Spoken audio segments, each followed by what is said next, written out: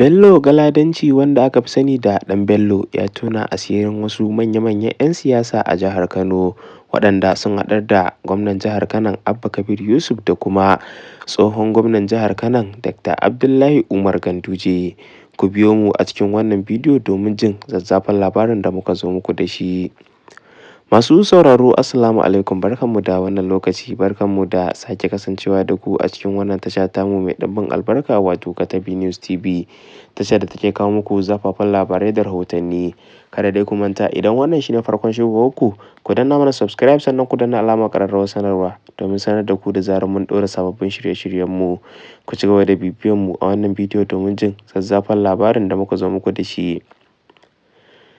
Bello Galadanci, wanda aka fi sani da Ɗan Bello, wanda ya kasance ɗan gwagwarmaya ne da al'umma, ya tona asirin wasu manya-manyan 'yan siyasa waɗanda suka haɗar da gwamnan jihar Kano Abba Kabir Yusuf da kuma injiniya Dr. Abdullahi Umar Ganduje, yayin da yake faɗar cewar waɗannan sun kasance maciya amanar jihar Kano da kuma kuɗaɗe maƙudai waɗanda suka sata na jihar Kano na al'umma, waɗanda ba zai iya yin shiru a kansu ba. Babu shakka tonon asiri da Ɗan Bello ya yi ga waɗannan manya-manyan 'yan siyasa ya yi matuƙar jawo hankulan al'umma zuwa kansu, yayin da ya bayyana kowa da irin almundahanar da ya da kuma yadda ya yaudari al'ummar jihar Kano da kuma gwamnatin ta jihar Kano. Yayin da ya ƙara da cewa dukkaninsu babu wani mai kishin jihar Kano ko kuma a ce wanda yake da burin ya ga ya hidimtawa garin. Wannan ya fito ne a wani sabon bidiyo da Bello Galadancin ya fitar, wato Ɗan Bello ya fitar da bidiyon ne a yammacin yau, yayin da ya tona asirin waɗannan manya-manyan 'yan siyasa, yayin da yake cewa wannan shine dalilin da ya sa gwamnan jihar Kano, wato Abba Kabir Yusuf, ya zo ya ƙara haɗewa da injiniya Abdullahi Umar Ganduje.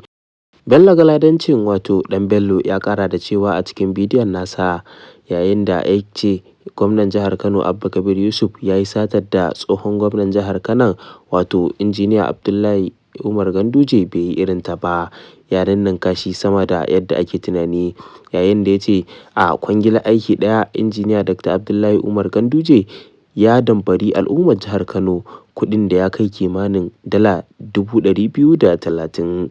Sannan kuma ya ce a wannan gwamnatin kuma Abba ya yi abin da shi ba a taɓa tunanin zai yi ba, yayin da ya ce a kwangilar ayyukan da ya yi a shekarar 2025 ya damfari al'ummar jihar Kano kimanin kuɗin da ya kai dala Amurka miliyan 1.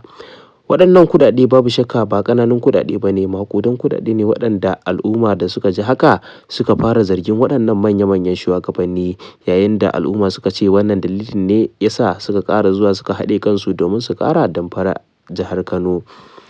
Fitowar wannan asiri dai ta ƙara yamutsa hazo ƙwarai da gaske, musamman ga jam'iyyar APC da kuma jam'iyyun adawa. Wannan lamari ya faru ne a safiyar yau, yayin da Ɗan Bello ya wannan tonon asiri. Kada dai ku manta, wannan na zuwa muku ne daga tashar ku mai farin jini, wato Katabi News TV. Ku danna mana subscribe sannan ku danna alamar ƙararrawar sanarwa domin sanar da ku da zarar mun ɗora sababbin shirye-shiryenmu. Mun gode da ziyartar wannan tasha tamu mai ɗimbin albarka.